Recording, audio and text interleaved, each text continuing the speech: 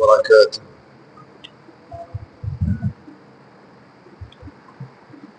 الحمد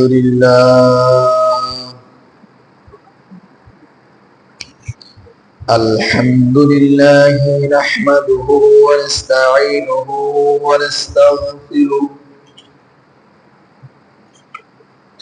ونؤمن به ونتوكل عليه ونعوذ بالله من شرور أنفسنا ومن سيئات أعمالنا من يهده الله فلا مضل له ومن يضلله فلا هادي له ونشهد أن لا إله إلا الله وحده لا شريك له ولا ولد له ولا والد له ولا مكاظم له ولا مقارب له ولا مساوي له ولا مضارب له ونشهد أن سيدنا وسندنا وطبيبنا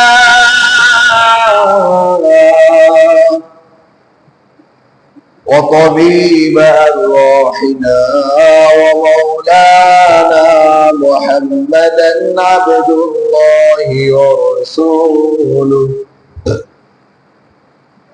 صلى الله عليه وعلى آله وأصحابه وبارك وسلم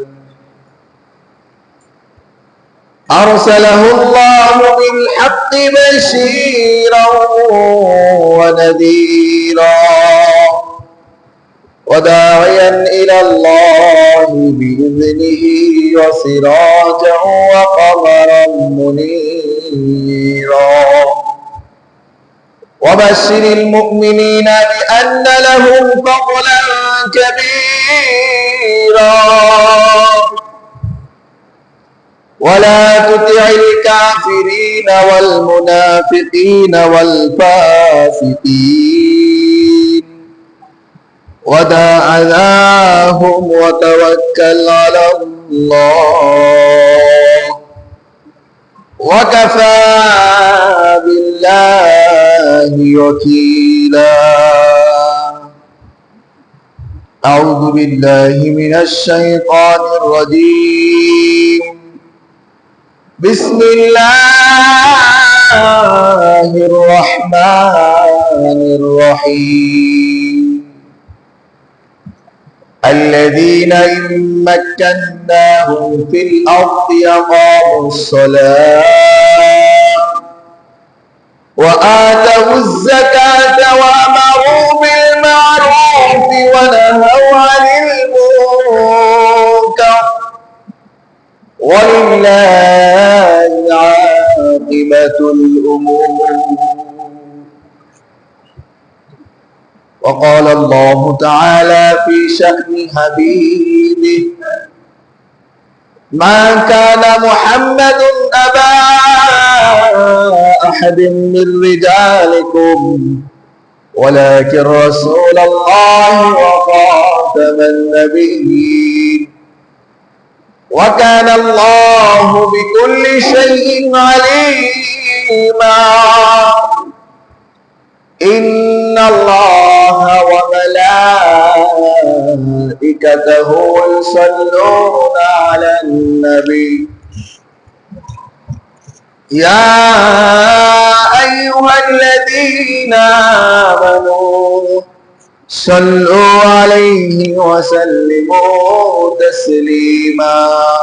اللهم صل على محمد وعلى آل محمد كما صليت على إبراهيم وعلى آل إبراهيم إنك حميد مجيد اللهم بارك على محمد وعلى آل محمد كما باركت على إبراهيم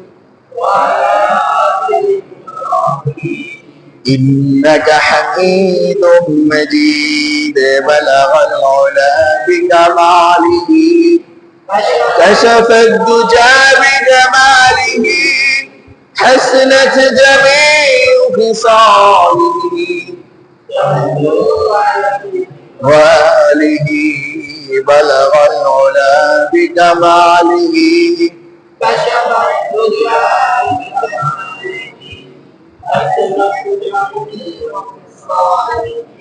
صلوا عليه وآله سبحانك لا علم لنا إلا ما علمتنا إنك أنت العليم الحكيم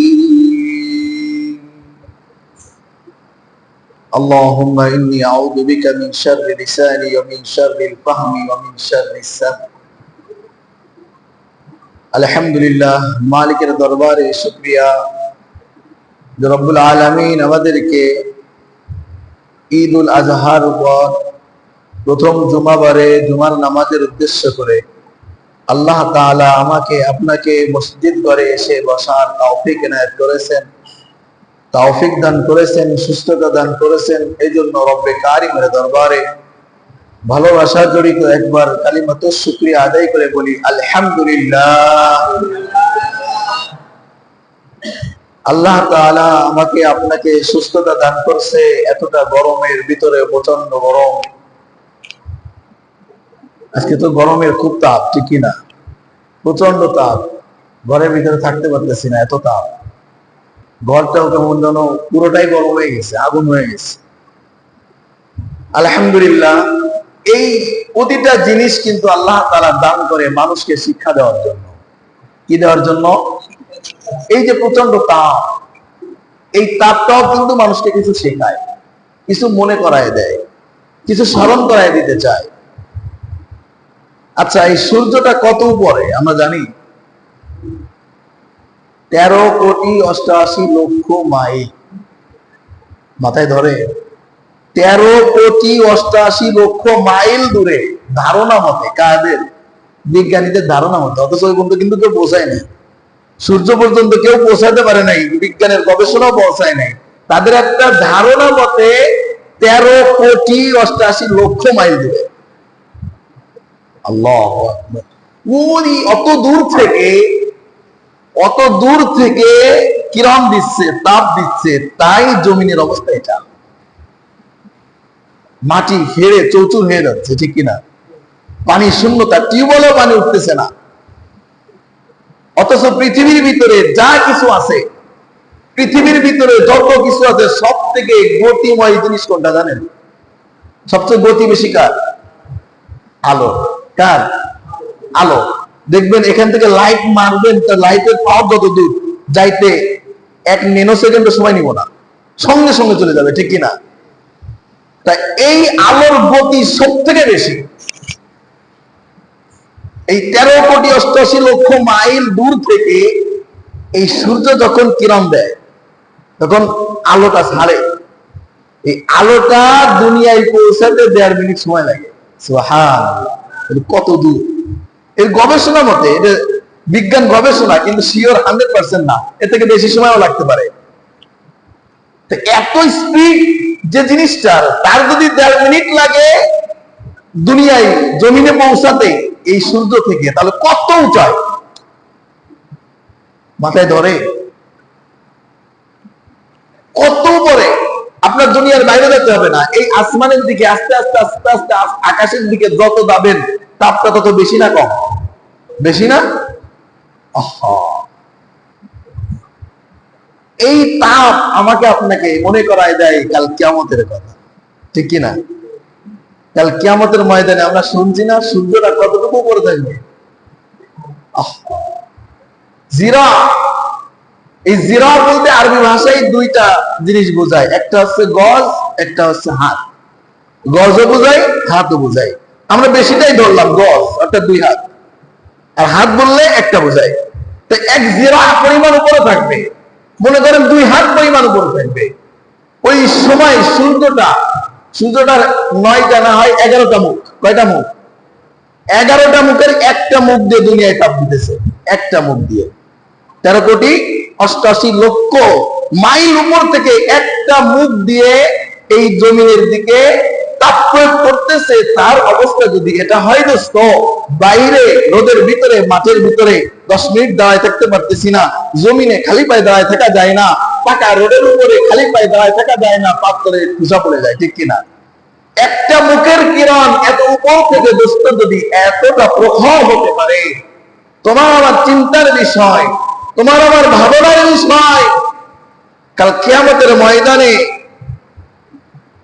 কিয়ামতের ময়দানে, এখন তো ময়দানটা জমিনটা মাটির, যেটা গরম হয় খুব কম, আর তখন ময়দানটা হবে তামার। এই তামাটা কি? তামার কথা কেন আসলো হাদিসে? লোহার কথাও তো আসতে পারতো, পিতলের কথা আসতে পারতো, অন্য কোনো কথা আসতে পারতো, এসএস এর কথা আসতে পারতো। তামার কথা কেন আসলো? তামার কথা এর জন্য আসছে, তামার একটা বৈশিষ্ট্য। আপনি দেখবেন কামারে লোহা পিটায় না? লোহা পিটায় কিনা? লোহাটা যে মাথা আগুনের ভিতরে যায় ওই মাথাটা লাল হয়ে যায় পুড়ে, ঠিক কিনা? অন্য মাথা বাইরে থাকে, ওই মাথা লাল হয়। যতটুকু আগুনের তাপ পাইছে, যতটুকু আগুনে পুড়ছে, অতটুকুই মাত্র লাল হয়েছে, বাকিটুকু লাল হয় নাই। এটা লোহার বৈশিষ্ট্য। পিতলের বৈশিষ্ট্য ঠিক একই, কিন্তু তামার বৈশিষ্ট্য এটা না। আপনি তামা এক মাথা আগুনে দিবেন, ওই মাথা তো লাল হবে, পুড়বে। উল্টো মাথা, যে মাথা আগুনে যায় নাই, সেম পরিমাণ গরম হইবে। এটা হচ্ছে তামার বৈশিষ্ট্য। এই জন্য হাদিসের ভিতরে আসলে কিয়ামতের ময়দানটা তামা হবে, তামা।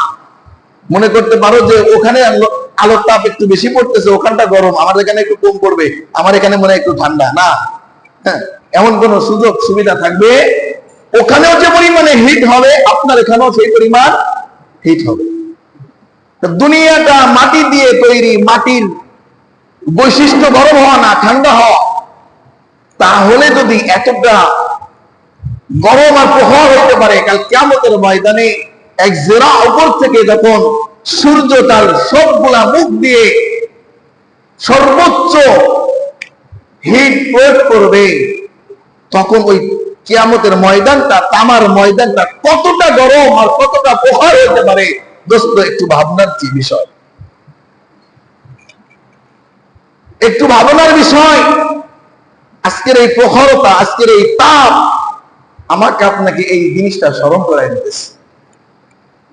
দুনিয়ায় খেলতে মাসায় কাটাইতেছ, সুস্থতা পেয়ে, সুযোগ পেয়ে, যৌবন পেয়ে, যুবক যৌবন পেয়ে, ক্ষমতা পেয়ে আল্লাহকে ভুলে গেলা।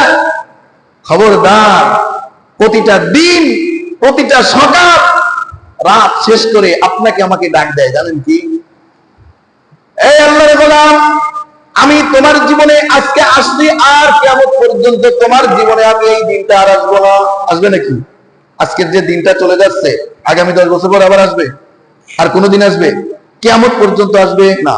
যে দিনটা চলে যায় এটা আর কোনোদিনও ফিরে আসবে না। আল্লাহর হুকুমে দিন প্রতিদিন প্রভাতে আমাকে আপনাকে ডাক দিয়ে বলে, এই আল্লাহর গোলাম, আমি চলে যাচ্ছি, আমি তোমার জীবনে একবারই আসছি, হয়তো তোমার পক্ষে সাক্ষী হব কাল কিয়ামতে, না হয়তো তোমার বিপক্ষে সাক্ষী হব। এখন তোমার বিষয়, আজকের দিনটা তুমি আল্লাহর নাফরমানি করে কাটাবা, না আজকের দিনটা আল্লাহর বন্দেগীতে কাটাবা।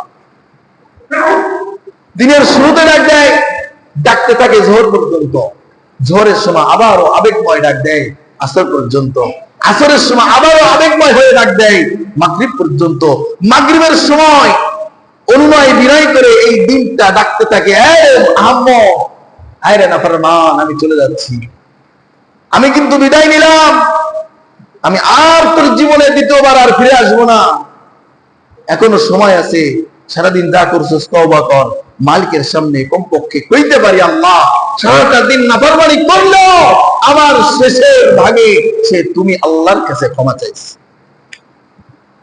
এজন্য প্রতিটা দিন আমাকে আপনাকে ডেকে শিক্ষা দেয়, প্রতিটা মুহূর্ত আমাকে আপনাকে ডেকে আল্লাহকে স্মরণ করায়া দেয় ঠিক আজকের দিনটাও আমাকে আপনাকে ডেকে ডেকে স্মরণ করায় দিতেছে। আজকের প্রখরতা নয়, আজকের তাপটা তাপ নয় আখিরাতের তুলনায়। দোস্ত, এই তাপ থেকে শিক্ষা গ্রহণ করো, এই প্রখরতা থেকে শিক্ষা গ্রহণ করো, এই গরম থেকে শিক্ষা গ্রহণ করো। কাল কিয়ামতের ময়দানে মালিকের সামনে ওই পরিমাণ তামার ময়দানে, গরম উত্তপ্ত ময়দানে কিভাবে দাঁড়ায় থাকবা 5000 বছর? কিভাবে দাঁড়ায় থাকবা 50,000 বছর? 50,000 সানা আল্লাহ কোরআনে বলছে কিয়ামতের ময়দানটা দাঁড়ায় থাকতে হবে এক দাঁড়ায় 50,000 বছর। এখন তো 10 মিনিট দাঁড়ায় থাকতে পারি না, বাড়ি হাইটে যাইতে পারি না, পাকা রাস্তায় খালি পায়ে তুষা পড়ে যাইতে পারে। হাইটে যেতে 2, 4, 5, 10 মিনিট লাগে, তাই যাইতে পারতেছি না। 50,000 বছর ওই পরিমাণ তাপের ভিতরে কিভাবে দাঁড়ায় থাকবো? জুতা থাকবে? খড়ং দিয়ে হবে নাকি খালি পায়? খালি পায়, খালি যায়, সব কিছু ছাড়া তোমার আমার এই চামড়ার পা আর শরীর নিয়ে ওই কিয়ামতের ময়দানে দাঁড়ায় থাকতে হবে। এই প্রখরতা থেকে আল্লাহ রাসূলের একটা হাদিস মনে পড়ে যায়। আল্লাহ রাসূল সাল্লাল্লাহু আলাইহি সাল্লাম বলেন, বুখারীর বর্ণনা, মুসলিমের বর্ণনা, আল্লাহ রাসূল বলেন, সাবআতুন ইযিল্লুহুমুল্লাহু ইয়াওমাল কিয়ামাতি ফি যিল্লিহি। কাল কিয়ামতের ময়দানে আল্লাহ তাআলা 7 শ্রেণীর মানুষকে, এই প্রখরতাময়, এই উত্তপ্তময় কিয়ামতের ময়দানে আল্লাহ তাআলা 7 ব্যক্তিকে ছায়া দান করবে, ঠান্ডা দান করবে। যেদিন আল্লাহ তাআলার ঠান্ডা, আল্লাহ তাআলার ছায়া ছাড়া আর কোনো ছায়া থাকবে না। লা যিল্লা ইল্লা যিল্লু, ইয়াউমা লা যিল্লা ইল্লা যিল্লু। যেদিন আল্লাহর ছায়া ছাড়া আর দ্বিতীয় কোনো ছায়া থাকবে না, সেই প্রখর দিনের একমাত্র ছায়া দান করবে আল্লাহ তাআলা বিশেষ স্পেশাল মানুষের জন্য। আল্লাহ রাসূল ঘোষণা করে, সাবাতু, এই বিশেষ মানুষ 7 প্রকার। কয় প্রকার? 7 প্রকার। দেখেন তাহলে আজকে আমরা এখান থেকে শিক্ষা নিব যে কাল কিয়ামতের ময়দানে, প্রখর উত্তপ্ত ময়দানে, সূর্যের 1 জিরা নিচে, 1 হাত 2 হাত নিচে দাঁড়ায়া কি পরিমাণে তাপ ভোগ করতে হবে। এই তাপের ময়দানে মানুষ যখন ছুটাছুটি করবে 1 গ্লাস পানির জন্য, ছুটাছুটি করবে এতটুকু ছায়ার জন্য, তখন আল্লাহ তাআলা তার আরশের ডান পাশে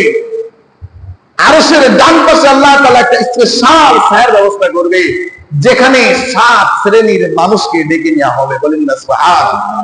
কয় শ্রেণীর মানুষ? 7 শ্রেণীর মানুষ। এই 7 শ্রেণীর মানুষ আপনি হইতে পারছি কিনা আজকে এখান থেকে শিক্ষা নিয়ে উঠবো ইনশাআল্লাহ। 1 নম্বরে আল্লাহ রাসূল বলেন, ইয়াউমা লা যিল্লা ইল্লা যিল্লুহু। কাল কিয়ামতের ময়দানে আল্লাহ তাআলার আরশের নিচে 7 ব্যক্তি ছায়া পাবে। যেদিন আল্লাহ তাআলার ওই বিশেষ ছায়া ব্যতীত কোনো ছায়া থাকবে না। 1 নম্বরে আল ইমামুল আদিল, ন্যায় বিচারক। নামাজি বলে নাই দোস্ত, রোজাকারী বলে নাই, যাকাত দেনেওয়ালা বলে নাই, 2 লক্ষ টাকা দিয়ে কুরবানি দেনেওয়ালার নামও বলেন নাই। আল্লাহ রাসূল বলেন, আল ইমামুল আদিল, ন্যায় বিচারক, ন্যায় শাসক। ন্যায় বিচারক কে আর ন্যায় শাসক কে, এটা চিনা দরকার আছে না আমাদের। ন্যায় বিচারক তো শুধু শুনি, ঠিক আছে, মুখস্থ আমাদের আছে আলহামদুলিল্লাহ, কিন্তু ন্যায় বিচারক কারা, তাদের গুণ কি কি, তাদেরকে কিভাবে চিনবো? ন্যায় বিচারক চিনতে কয়েকটা বিষয় লক্ষ্য করতে হবে। 1 নম্বরে ন্যায় বিচারকের পরিচয়। ন্যায় বিচারক কে এটা শিখতে হবে। ন্যায় বিচারক, আল্লাহ রাসূল বলেন, হুয়াল্লাযী ইয়াত্তাবিউ আমরাল্লাহি সুবহানাহু ওয়া তাআলা বিওয়াদ'i কুল্লি শাইইন ফি মাওদি'iহি বিগাইরি তাফরীতিন ওয়া ইফরাত। ভালো করে বুঝেন, ন্যায় বিচারক বলা হয় ওই ব্যক্তিকে, হুয়াল্লাযী ইয়াত্তাবিউ আমরাল্লাহ। 1 নম্বর কাজ এই ব্যক্তির, সে আল্লাহর বিধানকে অনুসরণ করবে। কি করবে? ইয়াত্তাবিউ, সে অনুসরণ করে, আমরাল্লাহ, কার হুকুম? কার হুকুম? চিল্লায় বলেন। 1 নম্বরে ন্যায় বিচারকের গুণ, সে আল্লাহর বিধানকে অনুসরণ করবে। বিওয়াদ'i কুল্লি শাইইন, প্রত্যেক ওই বস্তু, প্রত্যেক ওই দায়িত্ব, প্রত্যেক ওই কাজ সম্বোধন করবে যেখানে যেটা করার দরকার, যেখানে যে ব্যবস্থা নেওয়ার দরকার, যেখানে যে বিচার করার দরকার, একেবারে আল্লাহর হুকুম মোতাবেক ওইখানে ওই কাজটা করবে। বিগাইরি ইফরাত ওয়া তাফরীত, কোনো বাড়াবাড়িও করবে না, কখনো ছাড়াছাড়িও করবে না। নিজের গোষ্ঠী, নিজের ফ্যামিলি, নিজের বংশের ব্যাপারে ছাড় আছে। দরিদ্র, হতদরিদ্র, টাকা নাই, পয়সা নাই, ক্ষমতা নাই, চেয়ার নাই, তার বিষয়ে কড়াকড়ি। আইনের বেলায় যে কিছু দিতে পারে নাই, হাতের ভিতরে 1000 ঢুকাইতে পারে নাই, তার ব্যাপারে কড়াকড়ি। যে হাতের ভিতরে 1500 ঢুকাইছে, তার বিষয়ে ছাড়াছাড়ি। নিজের কোনো আত্মীয়, নিজের কোনো বংশের লোক, নিজের কোনো ফ্যামিলির লোক, নিজের কাছের কোনো ক্লোজ লোক, এর বিষয়ে ছাড়াছাড়ি। যে কিছু করে নাই, দেয় নাই, দিতে পারে নাই, খুশি করতে পারে নাই, আগের কোনো রাগ আছে, এর বিষয়ে কড়াকড়ি। আল্লাহ রাসূল বলেন গায়রি তাফরীত ওয়াল ইফরাত, বাড়াবাড়িও চলবে না, ছাড়াছাড়িও চলবে না। হকটা হক বলতে হবে। যেখানে যেটার হুকুম, আল্লাহর হুকুমকে, বিধানকে ফলো করে সেখানে সেটার ফয়সালা করতে হবে। এর নাম ইমামে আদেল। এই ব্যক্তির নাম ন্যায় বিচারক। তাহলে কি বললাম? যে ব্যক্তি আল্লাহর হুকুমকে ফলো করে, আল্লাহর হুকুমকে ফলো করে, যেখানে যেটা করার দরকার আল্লাহর বিধান মতে, বাড়াবাড়ি ছাড়াছাড়ি ব্যতীত সেখানে সেটাই করে, এটার নাম ইমামে আদেল। 2 নম্বর বিষয়, এই ইমামে আদেল ন্যায় বিচারক কাজ কয়টা? কাজ 4টা। কয়টা? 4টা। আল্লাহ তাআলা কোরআনের ভিতরে বলতেছে, সূরা হজের ভিতরে সম্ভবত 41 নম্বর আয়াতে, الذين إن مكناهم في الأرض أقاموا الصلاة وآتوا الزكاة وأمروا بالمعروف ونهوا عن المنكر। আল্লাহ তাআলা ডাকতে বলতেছেন, যাকে আমি জমিনে ক্ষমতা দান করি। এখন তো দান করা লাগে না, আমরা নিতেই শিখে গেছি, ঠিক না? এখন তো আল্লাহর কি লাগে না, দান করা লাগে না, আমরা নিতে শিখে গেছি। জোর করে নিতে পারি, ক্ষমতার বলে, লাঠির বলে, পাওয়ারের বলে ক্ষমতায় বসতে পারি, ঠিক কিনা?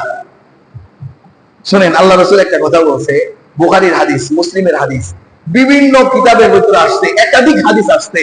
যে ব্যক্তি ক্ষমতা চেয়ে নেয়, লা তাসআলিল ইমারাতা, আল্লাহ তাআলা ডাইরেক্ট বলতেছে, আল্লাহ রাসূল বলতেছেন, আব্দুল্লাহ রাদিয়াল্লাহু তাআলা আনহু একদিন এসে আল্লাহ রাসূলকে বলতেছে, ইয়া রাসূলুল্লাহ, কত মুসলিম এলাকা তো জয় করলেন, গভর্নরের প্রয়োজন আছে, ন্যায় শাসকের প্রয়োজন আছে, ন্যায় বিচার প্রতিষ্ঠার প্রয়োজন।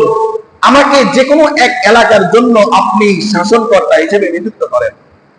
আল্লাহ রাসূলের চেহারা মোবারক লাল টকটকে হয়ে গেল, রাগান্বিত, রাগে গজবে এত পরিমাণ রেগে গেলেন।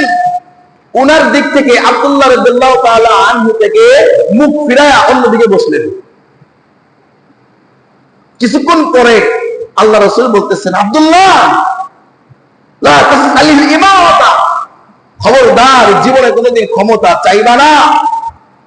কেন জানো? তুমি যদি ক্ষমতা চেয়ে নাও, আল্লাহ তাআলা তোমাকে একটা সাহায্য করবে না তোমার দায়িত্ব পালনে। বলেন নাউযুবিল্লাহ। তোমার দায়িত্ব পালনে আল্লাহ তাআলা তোমাকে সাহায্য করবে না। অর্থাৎ তুমি দায়িত্ব হাতে পেলে তোমার দ্বারা আমানতের খেয়ানত হবে, তোমার দ্বারা জনগণের হক নষ্ট হবে, তোমার দ্বারা তোমার প্রতিনিধি যারা আছে, তোমার প্রজা যারা আছে, এদের হক নষ্ট হবে। কারণ আল্লাহর সাহায্য ছাড়া কোন বান্দা, আল্লাহর সাহায্য ছাড়া কোন গোলাম পৃথিবীর বুকে একটা ভালো কাজ করার ক্ষমতা রাখে না। অর্থাৎ যাকে বললেন আল্লাহ রাসূল, আব্দুল্লাহ, খবরদার জীবনে কোনোদিন কি করবা না, ক্ষমতা চেয়ে নিবা না। ক্ষমতা যদি তুমি চেয়ে নাও, তোমাকে আল্লাহ ক্ষমতার শেষ পর্যন্ত, দায়িত্বের শেষ পর্যন্ত একটা সাহায্য করবে না। অর্থাৎ তোমার দ্বারা খেয়ানত হবে, তোমার দ্বারা জনগণের হক নষ্ট হবে, তোমার দ্বারা ওই দায়িত্বের কেন হক আদায় হবে না, তোমার দ্বারা নিরক্ষরানি হবে। আজকে বলেন, আমার আপনার সমাজে দায়িত্ব চেয়ে নেওয়া মানুষগুলোর দিকে তাকায় দেখেন, তাদের দ্বারা দায়িত্ব পালন হয়? এইটা আল্লাহ রাসূলের কথা, 1400 বছর আগের কথা। কিন্তু কিয়ামত পর্যন্ত এর বাস্তবতা ঘটবেই ঘটবে। আপনাকে যদি জনগণ চায়, আল্লাহ রাসূল বলেন, আব্দুল্লাহ, তোমাকে যদি জনগণ চায়, তোমাকে যদি দায়িত্ব দেওয়া হয়, তুমি চাও নাই, তুমি চাইতো দায়িত্ব নিতে চাও না, কিন্তু জনগণ তোমারে চায়, তোমাকে দায়িত্ব দেওয়া হয়, তাহলে আল্লাহ তাআলা বলেন ওই বিষয়ে আল্লাহ তাআলা তোমাকে সাহায্য করবে। সুবহানাল্লাহ। দায়িত্ব যদি তুমি না চাও, তোমাকে যদি এমনিই দেওয়া হয়, জোর করে দেওয়া হয়, ওই দায়িত্ব পালনার্থে সাহায্যকারী কে? আল্লাহ।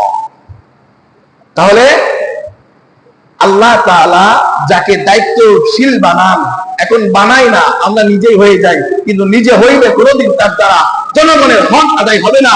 ওই দায়িত্বশীল প্রতিষ্ঠানে দায়িত্ব কোনোদিনও পালন হবে না, হবে না ইনশাআল্লাহ, আল্লাহ রাসূলের ওয়াদা। তাহলে আল্লাহ তাআলা কি বললেন? 4টা কাজ যাকে দায়িত্ব দেওয়া হয় এই ব্যক্তির 4টা কাজ। ওই যে ইমামে আদল, ভুলে গেলে হবে না, জান্নাতি প্রথম ব্যক্তি, আরশের নিচে ছায়া বানানেওয়ালা প্রথম ব্যক্তি, 7 ব্যক্তির ইমামে আদল, ন্যায়পরায়ণ রাস্তা। 1 নম্বরে তার পরিচয় জানলাম। 2 নম্বর কাজ, তার মৌলিক কাজ 4টা। সূরা হজের 41 নম্বর আয়াত আল্লাহ তাআলা বলেন, আল্লাযীনা ইম্মাক্কান্নাহুম ফিল আরদ, যে ব্যক্তিকে আল্লাহ তাআলা দুনিয়ায় জমিনে দায়িত্ব দিয়ে পাঠায়, দায়িত্ব দেয়, এই দায়িত্বটা কেমন? কেউ ফ্যামিলির দায়িত্বে আছে, কেউ ওয়ার্ডের দায়িত্বে আছে, কেউ ইউনিয়নের দায়িত্বে আছে, কেউ থানার দায়িত্বে আছে, কেউ জেলার দায়িত্বে আছে, কেউ বিভাগের দায়িত্বে আছে, কারোর আল্লাহ তাআলা রাষ্ট্রের দায়িত্ব দিয়েছে, ঠিক কিনা? যাকে যে স্তরের দায়িত্ব দিয়েছে তাকে ওই স্তরের দায়িত্ব সম্পর্কে জিজ্ঞাসা করা হবে। আল্লাহ তাআলা বলতেছে, যাকেই জমিনের ভিতরে কোনো এক খণ্ডের কোনো এক জায়গার দায়িত্ব দেওয়া হয়েছে, তার মৌলিক কাজ 4টা। আল্লাহ তাআলা বলতেছে, আকামুস সালাত, সর্বপ্রথম এই ব্যক্তির নামাজ প্রতিষ্ঠা করতে হবে। আজকে আমাদের দায়িত্ববানদের দিকে তাকাইলে দেখা যায় যে তাহাজ্জুদ সহ 1 রাকাত ইশরাকও চলে না, ঠিক কিনা? তাহাজ্জুদ বলে সারা রাত নামাজ না পড়ে দায়িত্ববান না, সারা রাত করে ঘুম না পড়ে নামাজ পড়ে। আল্লাহ বলতেছে, যদি কোনো দায়িত্ববান নামাজ না পড়ে, মনে করবা ও দায়িত্ব ঠিক মতো পালন করে না, ও ইমামে আদল হইতে পারে নাই, ও ন্যায় বিচারক হইতে পারে না, ঘোষণা কার? আল্লাহ বলতেছে, আল্লাযীনা ইম্মাক্কান্নাহুম ফিল আরদ, যাকে আমি জমিনের দায়িত্বশীল বানাই, আকামুস সালাত, 1 নম্বর দায়িত্ব, এই ব্যক্তি নামাজ প্রতিষ্ঠা করবে, ওয়া আতাবুজ যাকাত, 2 নম্বর কাজ, এই ব্যক্তি যাকাত পরিপূর্ণ আদায় করবে। এই যাকাতের আলোচনা একটু লম্বা, এখানে ব্যাপক অর্থে আল্লাহ তাআলা এখানে যাকাত আদায়ের কথা বলা হয়েছে। যদি কোনো রাষ্ট্রের প্রধান হয়, তার রাষ্ট্রের ভিতরে কত জনের পরে যাকাত, কত টাকা সে আদায় করতেছে কিনা এই বিষয়ে তদারকি করতে হবে। যদি যাকাত আদায় ঠিক মতো না করে, তাহলে প্রশাসন দিয়ে জোর করে হইলেও তার মালের সম্পদের পরিপূর্ণ যাকাত আদায় করা একজন শাসকের উপরে ফরজ, একজন শাসকের উপরে ফরজ। আর এটা ততক্ষণ পর্যন্ত সম্ভব না যতক্ষণ পর্যন্ত আপনার আমার সংবিধান কোরআন না হবে, ঠিক কিনা? কোরআন যতদিন সংবিধান না হবে, ততদিন আমার আপনার জন্য এমন ইমামে আদল, শাসক, ন্যায়পরায়ণ শাসক কোনোদিনও আমরা পাবো না। 2 নম্বর কাজ শাসকের, ওয়াতাবুজ যাকাত, যাকাত আদায় করবে, ওয়া আমারু বিল মারুফ, 3 নম্বর কাজ, সৎ কাজের আদেশ করবে। বর্তমান নেতারা তো সৎ কাজ নিজেই করে না, আদেশ করবে কি করে, ঠিক কিনা? যত অন্যায় আছে, যত অবিচার আছে, যত জুলুম আছে, যত কিছুই অন্যায়ের পথ আছে, সবগুলো পাওয়া যায় আমাদের লিডারের ভিতরে, ঠিক কিনা? কারণ কি? ওই যে একটু আগেই বলছি, ক্ষমতা তো তাকে দেওয়া হয় নাই, ক্ষমতায় তো বসানো হয় নাই, ক্ষমতায় তো নিজে বসতে, জোর করে বসতে, চেয়ারটা চেয়ে নিছে, চেয়ারটা কেড়ে নিছে, এই জন্য তো সব অন্যায়ের রাস্তা তার ভিতরে পাওয়া যায়। যদি ক্ষমতায় তাকে জনগণ বসাইতো, যদি ক্ষমতায় তাকে সবাই চাইতো, সে নিজে না চাইতো, তাহলে তার ভিতরে কোনো অন্যায় পাওয়া যাইতো না। কারণ তার দায়িত্ব পালনে মালিক স্বয়ং নিজে সাহায্য করতেন। তাহলে 3 নম্বর কাজ, ন্যায়পরায়ণ বাদশা, সঠিক বিচারকের 3 নম্বর কাজ, ভালো কাজের আদেশ করা। কি কাজের আদেশ করা? আর বিচারকরাই দেখা যায় বিচার কার্যের ভিতরেই প্রজাদেরকে, শ্রোতাদেরকেই অন্যায় শেখায় দেয়। ঘুষ দে, তাহলে তোর বিচারটা তোর পক্ষে যাবে। আর ঘুষ দিলি না তো তুই হক হইলে বিচারটা তোর বিপক্ষে, ঠিক কিনা? অন্যায় শিখায় দিতেছে, সে সৎ কাজের আদেশ কিভাবে করবে? সে নিজেই তো অসৎ কাজের রাস্তা খুলে দিতেছে, ঠিক কিনা? তাহলে এই ব্যক্তি কোনোদিন ন্যায় পরায়ণ বাচ্চা হতে পারবে না। 4 নম্বর কাজ, ওয়ানহা আনিল মুনকার, অসৎ কাজ থেকে সমস্ত প্রকারের শক্তি প্রয়োগ করে বাধা প্রদান করবে। ন্যায়পরায়ণ বিচারকের 4 নম্বর কাজ, অসৎ কাজ দেখলেই, অসৎ কাজ যেখানেই দেখবে, আল্লাহর নাফরমানি যেখানেই দেখবে, সেখানেই বাধা হয়ে সর্বপ্রথম দাঁড়াবে আপনার আমার প্রতিনিধি, ঠিক কিনা? আপনার আমার প্রতিনিধি, আমার মহল্লার মাতুব্বর, আমার এলাকার প্রতিনিধি, আমার ওয়ার্ডের মেম্বার, আমার ইউনিয়নের চেয়ারম্যান সর্বপ্রথম প্রত্যেকটা অন্যায়ের কাজের বাধা হয়ে দাঁড়াবে এবং এর পিছনে থাকবে আমজনতা, ঠিক কিনা? আর এখন দেখা যায় অন্যায়ের কাজের আঞ্জামি দেয় আমার আপনার লিডার, বাধা হবে কেডা? এই জন্য ন্যায়পরায়ণের বাচ্চার কথা আল্লাহ তাআলা সর্বপ্রথম বলছে, কাল কিয়ামতের ময়দানে যেদিন ছায়া থাকবে না, এই প্রহর নয়, উত্তপ্ত জমিনের, উত্তপ্ত জমিন কিয়ামতের ময়দানটাই আল্লাহ তাআলার ছায়া থাকবে, এই ব্যতীত কোনো ছায়া থাকবে না। আর এই ছায়ার ভিতরে সর্বপ্রথম যে ব্যক্তি দাখিল হবে, এই ব্যক্তির নাম কি? এই ব্যক্তির নাম কি? ন্যায়পরায়ণ বাচ্চা, ন্যায়পরায়ণ বিচারক, হক বিচারপতি সর্বপ্রথম আল্লাহ তাআলার ডান পাশে কি করবে? আশ্রয় গ্রহণ করবে। 3 নম্বর বিষয়, আল্লাহ তাআলার এই ন্যায়পরায়ণ বাদশার ফজিলত কি? ফজিলত 3টা। কয়টা? অনেক ফজিলত আছে, আজকে 3টা ফজিলত জানবো। 1 নম্বরে আল্লাহ রাসূল বলেন, সিলসিলাতুস সহিহা হাদিসের কিতাবের ভিতরে আসছে, ন্যায়পরায়ণ যে শাসক হবে, বাদশা হবে, সর্বপ্রথম কিয়ামতের ময়দানে আল্লাহ তাআলা তার আরশে, তার চেয়ারে উড্ডীন হওয়া মাত্রই কোটি জনতার ভিতর থেকে ন্যায়পরায়ণ বাদশাকে ডাক দিয়ে আল্লাহ তাআলা তার আরশের ডান পাশে নূরের একটা চেয়ারে বসায় রাখবে। বলেন না সুবহানাল্লাহ। কি করবেন? বিচার কাজ শুরু করার আগে, কিয়ামতের ময়দান অনুষ্ঠিত হওয়ার সঙ্গে সঙ্গে ন্যায়পরায়ণ বাদশাকে আল্লাহ তাআলা সবার ভিতর থেকে ডেকে এনে নূরের একটা চেয়ারে, মেহরাবের পাশে একটা নূরের চেয়ার বসায় আল্লাহ ওখানে উড্ডীন করায়া ফেরেশতাদের দিয়ে ঘোষণা করাবে, এই ব্যক্তি ওই ব্যক্তি যে আল্লাহর জমিনে আল্লাহর কোরআনকে প্রতিষ্ঠার লক্ষ্যে ন্যায়পরায়ণতা অবলম্বন করেছে, সবসময় হকের কথা বলছে, বেহকের কথাই বাধা হয়ে দাঁড়াইছে। এই জন্য আজকে তার স্থান, তার মর্যাদা আল্লাহ তাআলার আরশের ডান পাশে নূরের চেয়ারের উপরে। বলেন না সুবহানাল্লাহ। 2 নম্বর, এই ব্যক্তিকে বিনা হিসাবে জান্নাতে দেওয়া হবে। বলেন না সুবহানাল্লাহ। আল্লাহ রাসূল সাল্লাল্লাহু আলাইহি সাল্লাম বলেন হাদিসের ভিতরে, 3 ব্যক্তিকে বিনা হিসাবে জান্নাত দেওয়া হবে। 1 নম্বর, ইমামে আদেল, যে ন্যায়পরায়ণতা প্রতিষ্ঠা করছে সমাজের ভিতরে, যে হককে প্রতিষ্ঠা করছে, বেহকের বাধা হয়ে দাঁড়াইছে, এই ব্যক্তি বিনা হিসাবে আল্লাহর জান্নাতে প্রবেশ করবে। 2 নম্বর, যে আত্মীয়তা ছিন্ন করে নাই, রক্তের সম্পর্ক, পাড়া প্রতিবেশীর সম্পর্ক, সবসময় তাদের সাথে ভালো ব্যবহার, উত্তম ব্যবহার এইগুলো করছে, উত্তম আখলাকের পরিচয় দিছে, এই ব্যক্তিকে আল্লাহ বিনা হিসাবে জান্নাত দিবে। বলেন না সুবহানাল্লাহ। 3 নম্বর, ওই ব্যক্তি, যে ব্যক্তি অনেক সন্তান অনেক বেশি, দেখবেন আজকে সমাজের ভিতরে যদি 2 থেকে 3টা বা 4টা সন্তান হয়, এলাকার ভিতরে, সমাজের ভিতরে ভালো ভালো মানুষের মুখ থেকে এই কথা বের হয়, শুধু বছরে বছরে সন্তান নেই, খাওয়াবে কি, থাকতে দেবে কি, কোনো ঠিক নাই, ঠিক কিনা? এমন কথা বলে না? আরে স্লোগান তো আমার আপনাকে শিক্ষায় দিচ্ছে, প্রাথমিক শিক্ষার ভিতরে লেখা আছে, ওই যে ওয়ালটার ভিতরে লেখা আছে 2টি সন্তানের বেশি নয়, 1টা হলে ভালো হয়।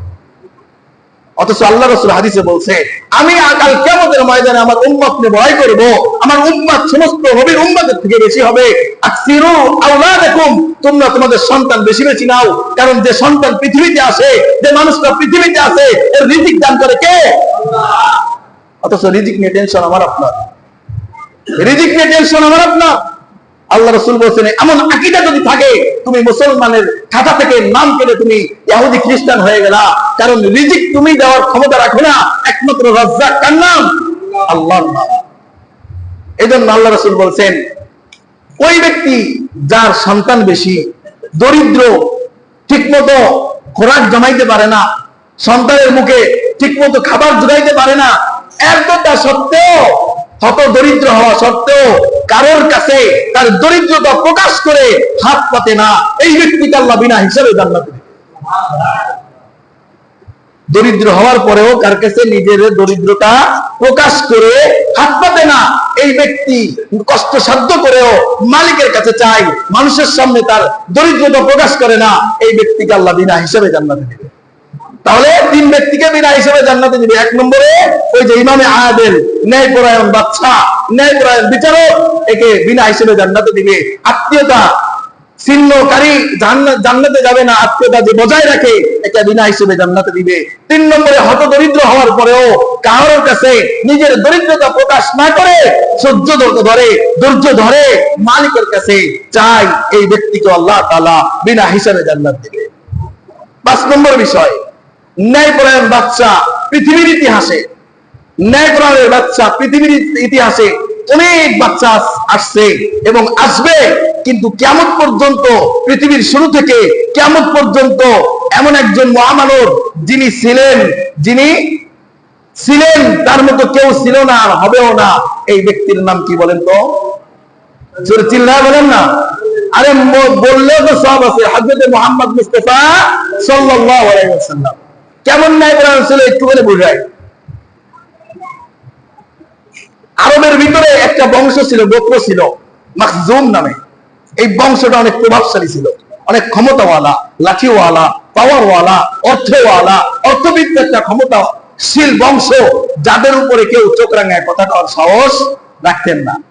আল্লাহ রাসূলের শাসনামলে ওই মাখজুম গোত্রের এক মহিলা চুরি করছে, চুরি করে ধরা খাইছে। আচ্ছা আপনারা বলেন তো চুরির শাস্তি কি? চুরির শাস্তি কি জানি না কেউ? হাত কাটা। আরে মুসলমান, চুরির শাস্তি হাত কাটা, হাত কেটে দেওয়া, কবজি থেকে ডান হাত কেটে ফেলা, এটা চুরির শাস্তি। কার বিধান? আল্লাহর বিধান। কোন স্যাক্রিফাইস চলবে না। লাই ফরাত ওয়ালা তাফরিত। আল্লাহর হুকুমের ক্ষেত্রে কোন স্যাক্রিফাইস নাই, কোন বেশকম করার অধিকার কোন মানুষের জন্য ভালো হবে না খারাপ হবে, এটা তোমার আমার থেকে কে জানে ভালো? আল্লাহ জানে। মাখজুম গোত্রের মহিলা চুরি করে ধরা খাওয়ার পর আল্লাহ রাসূলের কাছে বিচার আসছে। আল্লাহ রাসূলের ফয়সালা, ওই কোরআনী ফয়সালা। আয়েশা রাদিয়াল্লাহু তাআলা আনহার কাছে একবার জিজ্ঞাসা করেছে, ইয়া উম্মাহাল মুমিনিন, আমার রাসূলের আখলাক সম্পর্কে কিছু বলেন। আয়েশা রাদিয়াল্লাহু তাআলা আনহা এক কথাই বলেছেন, খুলুকুহু ওয়াল কুরআন। আল্লাহ রাসূলের আখলাক, আল্লাহ রাসূলের জীবনী, আল্লাহ রাসূলের জিন্দেগি সম্পর্কে জানতে চাও, কোরআন খুলে দেখো, যেখানে যেটা আছে আল্লাহ রাসূলের পুরো জিন্দেগি ভর কোরআনের 1% ওদিকে যায় নাই, 1% ওদিকে যায় নাই। পরিপূর্ণ কোরআনটাই হচ্ছে আল্লাহর রাসূলের আখলাক। সুবহানাল্লাহি ওয়া বিহামদিহি। অর্থাৎ আল্লাহ রাসূলের পুরো জিন্দেগিটাই হচ্ছে কোরআন। আল্লাহ রাসূল সাল্লাল্লাহু আলাইহি ওয়াসাল্লামের কাছে যখন বিচার আসছে, তখন সাহাবায়ে কিরাম কুরাইশ বংশের সব মানুষগুলাকে ভাবায় তুলছে। মাখজুম গোত্র তো অনেক বড় গোত্র, এই গোত্রের এক নারী, সম্মানিত নারী, এই গোত্রের একজন নারী ক্ষমতাশীল নারী, এই গোত্রের একজন নারী পাওয়ারফুল নারী, এর জন্য যদি আল্লাহ রাসূল ওই হাত কাটার বিধান চালু করে তাহলে তো বিপদে পড়ার আশঙ্কা আছে, বা তার ইজ্জতে আঘাত লাগার, মাখজুম গোত্রের ইজ্জতে আঘাত লাগার সম্ভাবনা আছে। কিন্তু আল্লাহ রাসূলের কাছে যদি একটু সুপারিশ করা যায় তো, ইয়া রাসূলুল্লাহ, ইয়া হাবিবাল্লাহ, মাখজুম গোত্রের মহিলা, তার সম্মান অনেক বেশি, তার ইজ্জত অনেক বেশি, যদি একটু স্যাক্রিফাইস করা যায়, একটু চিন্তা করে দেখতেন। কিন্তু আল্লাহ রাসূলের সামনে এমন প্রস্তাব নিয়ে যাবে, পৃথিবীর বুকে এমন কোন মানুষ, আল্লাহ রাসূলের ক্লোজ কাউকে পাওয়া যায় কিনা? অনেক লম্বা বড় হাদিস। সাহাবায়ে কিরাম আলোচনা করে বললেন, যায়েদ রাদিয়াল্লাহু তাআলা, উসামা ইবনে যায়েদ রাদিয়াল্লাহু তাআলা আনহুকে সবাই সিলেক্ট করলেন। কারণ উসামা ইবনে যায়েদ রাসূলের পালক পুত্র ছিল, উসামা ছিল আল্লাহ রাসূলের নাতি, অনেক মহব্বত করত, হাসান হুসাইনের মতো উসামাকে অনেক মহব্বত করত। তখন সবাই সিলেক্ট করলো উসামাকে। বলো, উসামা আল্লাহ রাসূল সাল্লাল্লাহু আলাইহি ওয়াসাল্লামের কাছে যে এই প্রস্তাব দিবে, ইয়া রাসূলুল্লাহ, ইয়া হাবিবাল্লাহ, এই মহিলা মাখজুম গোত্রের মহিলা, এই মহিলার অনেক সম্মান, এই মহিলার অনেক ইজ্জত, এই মহিলার অনেক ক্ষমতা, যদি ইনার বিষয়ে একটু স্যাক্রিফাইস করা যাইতো তাহলে একটু ভেবে দেখতেন, যদি করা যাইতো করলে ভালো হইতো। উসামা রাদিয়াল্লাহু তাআলা আনহু আল্লাহ রাসূলের দরবারে যখন এই কথা বলছে, আল্লাহ রাসূলের চেহারার ভিতরে পরিবর্তন আসছে, সুন্দর চেহারাটা লাল টকটকে হয়ে গেছে, আল্লাহ রাসূলের চোখ বড় বড় হয়ে গেছে। ওসামার দিকে তাকায় বলতেছে, ওসামা তুমি কি আমাকে আল্লাহ তাআলার বিধানের ভিতরে একটু সংকোচ করতে বলতেছো? আল্লাহ যেখানে বলছে হাত কাটতে, সেখানে আমি রাসূলকে বলো কমাইতে, আমি রাসূলকে বলো স্যাক্রিফাইস করতে। তুমি এটা কিভাবে বললা? তুমি কিভাবে চিন্তা করলা যে আমি রাসূলের পক্ষে, আমি মুহাম্মদের পক্ষে? আল্লাহ তাআলার বিধানের ভিতরে সামান্য ত্রুটি ঢুকবে, কখনোই সম্ভব। হোক সে যে কোনো গোত্রের, হোক সে যে কোনো ক্ষমতাওয়ালা, হোক সে যত পাওয়ারফুল মানুষ, আল্লাহর বিধানের উপরে কারোর কোনো পাওয়ার চলবে। তাহলে সব থেকে উত্তম শাসক, ন্যায়পরায়ণ বাদশা, ন্যায়পরায়ণ বিচারক কিয়ামত পর্যন্ত এক ব্যক্তি যার মতো কেউ হইতে পারবে না। এই ব্যক্তির নাম কি? হযরত মুহাম্মদ মুস্তাফা সাল্লাল্লাহু আলাইহি ওয়াসাল্লাম। এই তো একটা বিষয়, আমরা ন্যায়পরায়ণ বাদশা, বিচারক এবং আমার আপনার লিডার বানানোর ক্ষেত্রে একটু চিন্তা করব। তাহলে কাল কিয়ামতের ময়দানে এই প্রখর দিনে যারা লিডার হব আমরা, যারা নেতা হব আমরা, তারা নিজেরা হইতে চাবো না, নিজেরা কাউকে সিলেক্ট করবো না যে আমাকে নেতা ঘোষণা করো, আমি এই চেয়ারটা চাই, আমি এই ক্ষমতার মসনদে বসতে চাই, আর নামতে চাই না। এমন মন মানসিকতা রাখবেন তো আল্লাহর পক্ষ থেকে কোনো সাহায্য আসবে না। এমন মানসিকতা রাখবেন তো আল্লাহর পক্ষ থেকে কোনো নুসরাত আসবে না। আপনার দ্বারা জুলুম হবে, আপনার দ্বারা জনগণের হক নষ্ট হবে, আপনার দ্বারা দায়িত্ব স্তরের দায়িত্বের খেয়ানত হবে। এই জন্য আপনাকে যদি চাই জনগণ, আপনি ওই ক্ষমতায় বসবেন, আল্লাহ তাআলার পক্ষ থেকে ওই দায়িত্ব পালনে আল্লাহ নিজে স্বয়ং আপনাকে সাহায্য করবে এবং ন্যায়পরায়ণতা প্রতিষ্ঠার লক্ষ্যে চেষ্টা করে যাবেন আপ্রাণ চেষ্টা। কাল কিয়ামতের ময়দানে আল্লাহর মসনদের পাশে, আল্লাহর মেহরাবের পাশে আপনাকে নূরের চেয়ারে উড্ডীন করবে। সুবহানাল্লাহ। 2 নম্বর ব্যক্তি যে আল্লাহর কাল কিয়ামতের ময়দানে আল্লাহর ছায়ার নিচে ছায়া পাবে। 2 নম্বর ব্যক্তি ওই ব্যক্তি, ওই যুবক, যে যুবক শাবুন নাশা ফি ইবাদাতিল্লাহি তাআলা, তার যৌবনটা, যৌবন বয়সটা আল্লাহর ইবাদতের ভিতরে কাটাইছে, বলেন সুবহানাল্লাহ। আর সমাজের ভিতরে দেখা যায় যুবকরাই সবথেকে বেশি আকামার কুকমে জড়িত, ঠিক কি না? এই জন্য আল্লাহ রাসূল সুসংবাদ দিয়েছে, যুবক তোমার যৌবনটা যদি তুমি আল্লাহর ইবাদতে কাটাইতে পারো, তোমার জন্য কাল কিয়ামতের ওই ময়দানে কঠিন দিনে আল্লাহর আরশের নিচে তোমার ছায়া দান করা হবে। 3 নম্বরের ব্যক্তি, যে ব্যক্তিকে কোন মহিলা, কোন যুবতী নারী তার যৌবনের দিকে আকৃষ্ট করছে, যাতা মাসাবিল জামালুহা, কোন মহিলা তার সৌন্দর্য দিয়ে, তার আকর্ষণীয় কোন অঙ্গভঙ্গি দিয়ে তোমাকে কুপ্রস্তাব করছে, আর ওই যুবক ওই মহিলার প্রস্তাবকে প্রত্যাখ্যান করে তিনি বলছেন ফাকালা, ওই যুবক বলছে ইন্নী আখাফুল্লাহ, আমি তোমার এই সৌন্দর্যের প্রতি দুর্বল হব না, কারণ আমি আল্লাহকে ভয় করি। কাকে ভয় করে? যদি এমন কথা কোন যুবক বলতে পারে, আল্লাহ রাসূল বলে তার কোনো চিন্তা নাই, তার কোনো ফিকির নাই, তার কোনো ভয় নাই, ওয়ালা খাফু ওয়ালা আহজান, তার কোনো চিন্তা করা লাগবে না, ভয় পাইতে হবে না, দুঃখের কোনো কারণ থাকবে না। কোন যুবতী কুপ্রস্তাব দেওয়ার পরেও যদি কোন যুবক আল্লাহকে ভয় করি বলে ফিরে আসতে পারে, আল্লাহ তাআলা কাল কিয়ামতের ময়দানে আরশের ছায়ার তলে তাকে ছায়া দান করবে। সুবহানাল্লাহ। 4 নম্বর ব্যক্তি ওই ব্যক্তি, যে ব্যক্তি কাউকে আল্লাহর জন্য ভালোবাসে এবং কারোর সাথে শত্রুতা কার জন্য করে? আল্লাহর জন্য করে। তুহাব্বু ফিল্লাহ, আল্লাহর জন্য ভালোবাসে। ও তাজমাউ আলাইহা, আল্লাহকে ভালোবাসে, আল্লাহর ভালোবাসার জন্য কারোর সাথে বন্ধুত্ব করে, আবার আল্লাহকে ভালোবাসার জন্য কারোর সাথে শত্রুতা করে, এমন ব্যক্তিকে আল্লাহ তাআলা কাল কিয়ামতের ময়দানে আরশের তলে ছায়া দান করবেন, বলেন না সুবহানাল্লাহ। আজকে দেখা যায় কোন ব্যক্তি নামাজি হইলে তারে আমরা কি করা শুরু করি? ক্রিটিসাইজ করা শুরু করি, কটূক্তি করা শুরু করি। ভালো একটা কাজ করলে অন্য খারাপ যে সিফাতটা, অন্য খারাপ যে অভ্যাসটা আছে, ওই অভ্যাসটার কথা স্মরণ করায়া এই ভালো কাজের উপরে তোহমত দেওয়ার চেষ্টা করি, ঠিক কিনা? এক ব্যক্তি খারাপ কাজ করে, ঠিক আছে, একটা ভালো কাজ করছে, এটা ভালো কাজ করছে, ভালোটাকে ভালো বলো, ভালো বলে সেটা প্রশংসা করো, তা না আর একটা যে খারাপ অভ্যাস আছে, ওই খারাপ অভ্যাসটাকে উল্লেখ করে এই ভালো কাজটার প্রতি ইহানত আর ঘৃণা সৃষ্টি করে দেয়, ঠিক কিনা? খবরদার, আল্লাহ রাসূলের লানত। 5 নম্বরের ব্যক্তি, 6 নম্বরের ব্যক্তি, যে ব্যক্তি এমন ভাবে দান করে, ডান হাত দিয়ে দান করে। কোন হাত দিয়ে? ডান হাত দিয়ে দান করে। ওয়ালা ইয়ালামু শিমালুহু, তার বাম হাত টের পায় না। এমন ভাবে দান করে, একজনে জানে না, নিজে জানে, স্ত্রী জানে না। নিজে দান করে, সন্তানে জানে না। নিজে দান করবে, তার মা জানবে না। নিজে দান করবে, তার ক্লোজ ফ্রেন্ড, বেস্ট ফ্রেন্ড, কেউ জানতে পারবে না। এমন ভাবে দান করবে। অথচ আজকে সমাজের ভিতরে দেখলে দেখা যায়, দাঁড়ায়া 2 লক্ষ টাকা দিতে স্বীকার হয়, কিন্তু 200 টাকা মসজিদে গোপনে দান করতেও স্বীকার হয় না। কারণ ওটা তো মানুষ দেখতেছে না, ওটাই তো শোনা হইব না। রাস্তাতে হেঁটে গেলে তো কেউ বলবে না অমুক ব্যক্তি 200 টাকা দান করছে।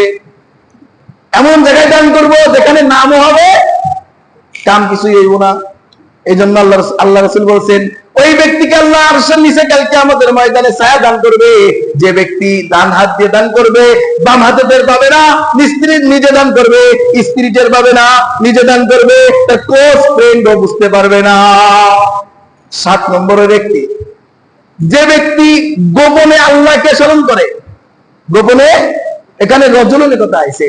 এমন লোক, এমন যুবক, এমন পুরুষ, এমন মহিলা যে একাকী থাকে, একা এক ঘরে আছে, রাত্রের অন্ধকারে, গভীর রাতে মোবাইলটা দেখে না, নগ্ন ছবি দেখে না, ওই নায়ক আর ওই নায়িকার কথা মনে করে না, অমুক কোন সেলিব্রিটির কথা মনে করে না, একমাত্র আল্লাহকে মনে করে, আল্লাহর জাহান্নামের কথা স্মরণ করে, করে এমন ভাবে আল্লাহর জিকির করতে থাকে, দুই চোখ দিয়ে অঝরে পানি ঝরতে থাকে। বলেন সুবহানাল্লাহ। আল্লাহকে এমন ভাবে একাকী ভাবে স্মরণ করে, যে স্মরণ করার দ্বারা চোখের কোনায় পানি চলে আসে তার অজান্তেই। এমন ব্যক্তিকে আল্লাহ তাআলা কাল কিয়ামতের ময়দানে, এই উত্তপ্ত দিনে, এই প্রখরময় আরশের ময়দানে, আরশের ছায়াতলে আল্লাহ তাআলা ছায়া দান করবে। এই জন্য যুবক আসো, এই জন্য দোস্ত আসো, আজকের এই দিনের থেকে, আজকের এই প্রখরময় তাপ উত্তপ্ত দিন থেকে আমরা এই শিক্ষা নিই। আল্লাহ রাসূলের হাদিসটা মনে করি, যে আল্লাহ রাসূল বলছে কাল কিয়ামতের ময়দানটা এত উত্তপ্ত ময়দান হবে, এত গরম ময়দান হবে, যে ময়দানে কোনো ছায়া থাকবে না, একটা ছায়া ব্যতীত। আর ওই ছায়ায় আল্লাহ তাআলা 7 শ্রেণীর মানুষকে ছায়া দান করবে। আমরা, আপনি, আমি ইনশাআল্লাহ চেষ্টা করব ওই 7 ব্যক্তির 7টাই হওয়ার জন্য।